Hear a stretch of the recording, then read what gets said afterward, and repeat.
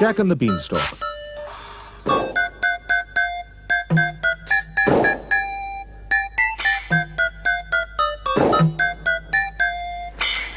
Jack's mother said, "Here's Stony Brook. Go out and find some wealthy bloke who'll buy our cow. Just say she's sound and worth at least £100, but don't you dare to let him know that she's as old as Billy-O." Jack led the old brown cow away and came back later in the day and said, "Oh, Mumsy dear, guess what your clever little boy has got? I really don't know how, a super trade-in for our cow." The mother said, "You little creep, I'll bet you sold her much too cheap." When Jack produced one lousy bean, his startled mother, turning green, leaped high into the air and cried, "I'm absolutely stupefied. You crazy boy, do you really mean you sold our Daisy for a bean?" She snatched the bean. She yelled, "You chump!" and flung it on the rubbish dump. Then, summoning up all her power, she beat the boy for half an hour, using, and nothing could be meaner, the handle of a vacuum cleaner. At 10 p.m. or thereabout, the little bean began to sprout. By morning it had grown so tall you couldn't see the top at all. Young Jack cried. "Mum, admit it now. It's better than a rotten cow." The mother said, "You lunatic! Where are the beans that I can pick? There's not one bean. It's bare as bare." No, cried Jack. "You look up there. Look very high, and you'll behold each single leaf is solid gold." By gollykins, the boy was right. Now, glistening in the morning light, the mother actually perceives a mass of lovely golden leaves.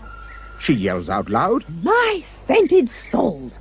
I'll sell the Minnie, buy her rolls. Don't stand and gape, you little clot. Get up there quick and grab the lot." Jack was nimble, Jack was keen. He scrambled up the mighty bean. Up he went without a stop, but just as he was near the top, a ghastly, frightening thing occurred.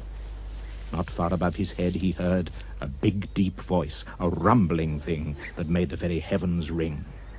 It shouted loud, "Fee, fi, fo, fum, I smell the blood of an Englishman." Jack was frightened, Jack was quick, and down he climbed in half a tick. "Oh, Mum," he gasped. "believe you me, there's something nasty up our tree. I saw him, Mum. My gizzard froze. A giant with a clever nose." "A clever nose?" his mother hissed. "You must be going round the twist." "He smelled me out, I swear it, Mum.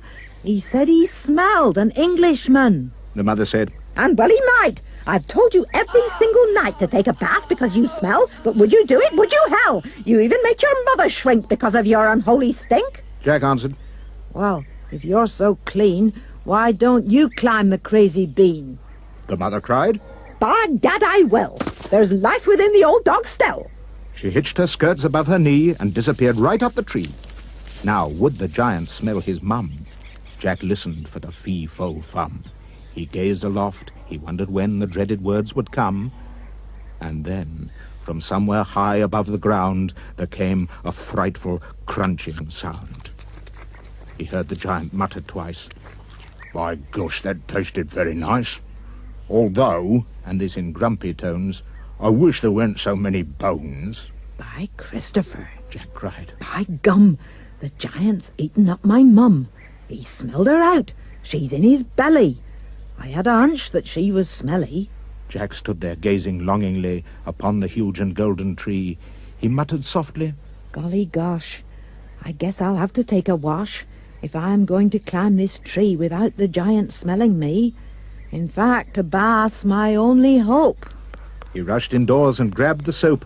He scrubbed his body everywhere. He even washed and rinsed his hair. He did his teeth, he blew his nose, and went out smelling like a rose. Once more he climbed the mighty bean. The giant sat there, gross, obscene, muttering through his vicious teeth, while Jack sat tensely just beneath, muttering loud, "Fee, fi, fo, fum! Right now I can't smell anyone." Jack waited till the giant slept. Then out along the boughs he crept, and gathered so much gold I swear he was an instant millionaire. "A bath," he said, "does seem to pay. I'm going to have one every day."